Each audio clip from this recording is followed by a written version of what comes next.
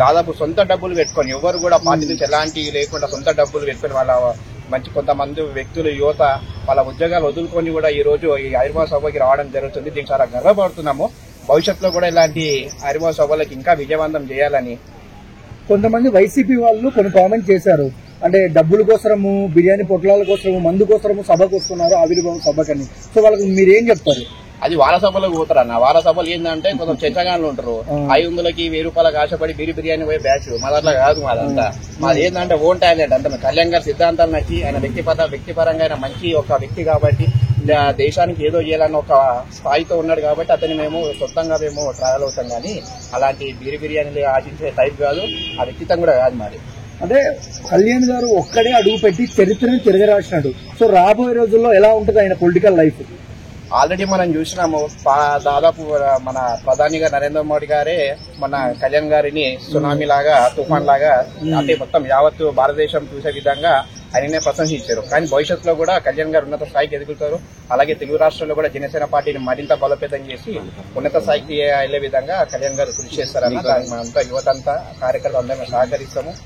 ఈ సభ దెబ్బతో so YCP వాళ్ళ పరిస్థితి ఏంటన్నా? ఆల్రెడీ వాళ్ళు 11కి వచ్చారు. భవిష్యత్తులో 1, 2 వస్తాయి. అది కూడా నమ్మకం లేదు. అంతేగా ఇది మాటకు వాస్తవం ఫిక్స్. అది ఎలా ఉన్నాయన్న పిఠాపురంలో ఏర్పాట్లు? పిఠాపురం ఏర్పాట్లు బ్రహ్మాండంగా ఉన్నాయన్న. అందరికీ వచ్చే ఎక్కడ నుంచి తెలుగు రాష్ట్రాల నుంచి కాదు వివిధ రాష్ట్రాల నుంచి వచ్చిన అందరికీ కూడా సౌకర్యాలు, అలాగే మెడికల్ డిపార్ట్మెంట్ ఉంది. దాదాపు ఒక 15 అంబులెన్స్లు కూడా ఉన్నాయి. ఫైర్ డిపార్ట్మెంట్ కూడా మనకి ఇక్కడ అన్ని సహకరిస్తుంది. అలాగే హోమ్ డిపార్ట్మెంట్ కూడా మనకి అన్ని విధాలుగా దాదాపు 1600 పోలీసు బందోబస్తుతో మనకి ఈ కార్యక్రమం జరుగుతుంది.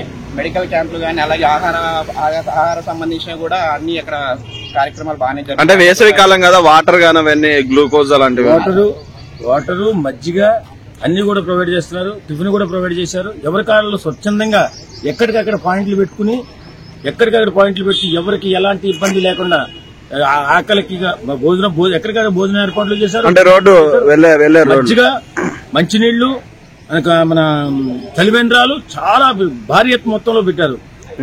చాలా అద్భుతంగా జరుగుతుంది. అంటే మహిళలకి ఏమైనా సపరేట్ గ్యాలరీ లాగా ఏమైనా పెట్టారండి. మహిళలు కూడా ఇప్పుడు మించుమించు ఒక 2 లక్షల మంది కూర్చునే విధంగా కూడా ఏర్పాట్లు జరిగాయి.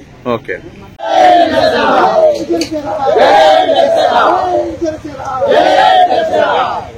పవన్ కళ్యాణ్ గారి నాయకత్వం, పవన్ కళ్యాణ్ గారి నాయకత్వం, జై జనసేన, జై జనసేన, పవన్ కళ్యాణ్ గారి నాయకత్వం. భారత్ మాతా కి, భారత్ మాతా కి.